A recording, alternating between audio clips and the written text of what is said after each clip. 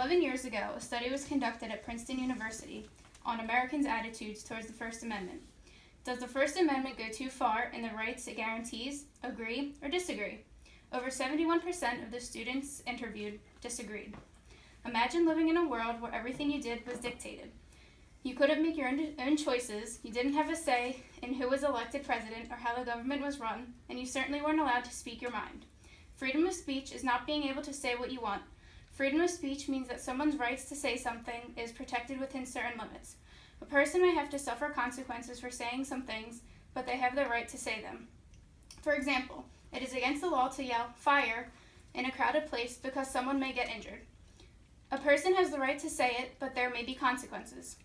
According to the United States Court's website, freedom of speech includes the right to not speak, to use certain offensive words and phrases, to convey political messages, to contribute money under certain circumstances to political campaigns, to engage in symbolic messages, such as burning the flag, and to advertise commercial products and professional services. To me, freedom of speech means being allowed to communicate with each other by expressing opinions, needs, and emotions. Before the First Amendment was written, we didn't have freedom of speech. Today, I will inform you about why freedom of speech is important specifically to students, the future generation, and today's society. Let's start out by taking a look at why freedom of speech is so important for students. Students and teachers are free to speak their minds on public school grounds. They can wear t-shirts with messages, dye their hair funky colors, and wear jewelry or buttons that make a social statement. But even with the First Amendment protection guaranteed by the U.S. Constitution, there are limits in the school setting, and figuring out where the line is drawn is fairly complicated. While the U.S. Constitution applies within schools, rights are slightly reduced for the following reasons. Students are minors, adults serve as employees. Our public learning institution requires a peaceful environment to thrive. Public schools are in a category of their own. They must achieve academic excellence while obeying various laws, rules, and regulations. The Tinker versus Des Moines Independent Community School District is the single most influential U.S. Supreme Court case on school free speech.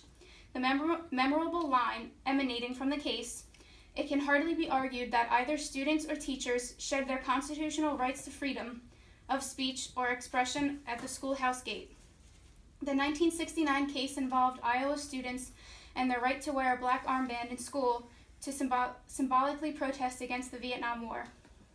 Students generally have broad freedom under the First Amendment to express themselves on the internet on their time using off-campus computers. The results of that freedom include out-of-bound websites or blogs that can be coarse and offensive at best and harbor threats to people and property at worst. The U.S. Supreme Court has said the internet is a protected free speech zone. Now that we've covered why it's important to students, we'll be talking about why freedom of speech is important for the future generation. One of the most interesting, if difficult, realities of the First Amendment free speech law is that it is a moving target. Billions of people live without freedom. They live in fear and insecurity. They are literally slaves, bought and sold, or the effective slaves of their governments. They are hungry, starving, and diseased. They live in primitive refugee camps and are suffering under torture or the immediate threat of death, are diseased and soon to die without treatment. They are prisoners, concentration camp inmates, or in death camps. Without the First Amendment, religious minorities could be persecuted. The government might well establish a national religion, protesters could be silenced, the press could not criticize government, and citizens could not mobilize for social change. We do not want to go back to that. We obviously know better in our country and know that these things would not happen. But just think, what if? What if we lost our freedom and that happened? Previously, we had just mentioned and talked about what it was like to live without freedom of speech. We will now talk about why freedom of speech is effective in today's society. According to Joan Scott, author of The New Thought Police, one of the most overlooked part of the guarantee freedom of speech is the fact that it causes sweeping change in ways the government itself can never quite accomplish. Justice Thurgood Marshall stated, "Above all else, the First Amendment means that government has no power to restrict expression because of its message, its ideas, the subject matter, or its content." The change as gay marriage laws is one example of how the actions of a free society Lobbying, protesting, distributing flyers, and debating caused sweeping changes in public perception and the law in a relatively small amount of time. Without freedom of speech, the voices of this minority would have never been heard. Let's talk about the most recent news around the world, the presidential debate. Without freedom of speech, all the stupid, crude, and annoying commercials about the candidates would not be allowed. Maybe that would be for the better? Joking. Another one, Saturday Night Live. The skits they do, especially the ones about the debates. They wouldn't be able to do that on national TV.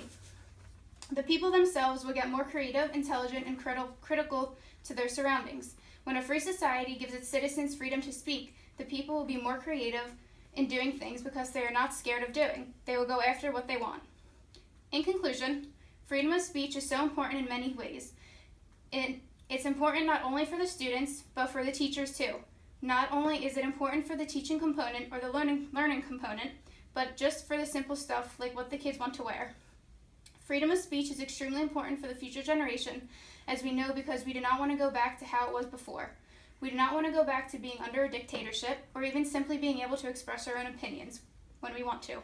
Lastly, it's important because we talked about how it helps in today's society with the debates going on, and it allows people to go after what we want to. So, I ask again, could you imagine a world where you can't express your own opinions or aren't free to do what you want? In my opinion, which I'm lucky enough to be free to say, that would be awful.